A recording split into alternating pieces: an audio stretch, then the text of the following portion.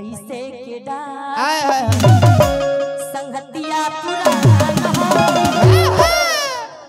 अदहिया हमार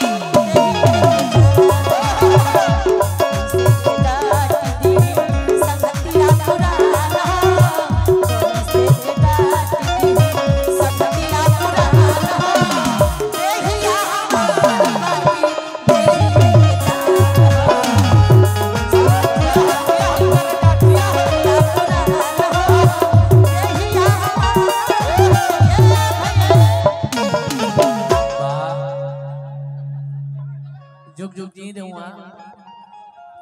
आगे ठोके के चाहिए वो और जाए कि नहीं भैया जब सुने वाला क्या बढ़िया से सुना था तो अपन में खिचड़ी ए नम्रता जी जी बोली कैलू ए मतिया की प्यार कर ले हां के कर ईमानदारी से बता दे देखिए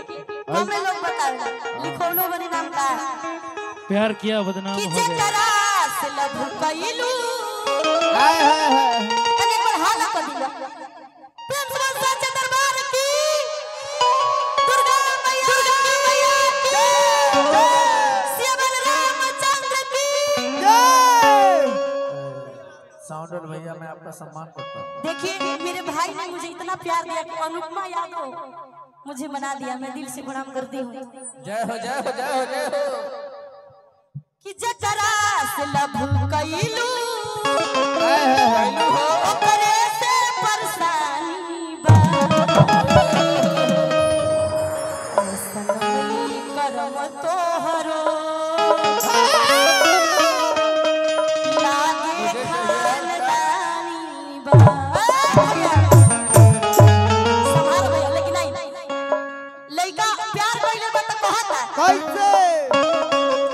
पहली बार मुझे प्यार हुआ जी कि तोहरा बिना अखाना बिना जय हो सम्मान से आराम बार बेटा बार कि तोहरा बिना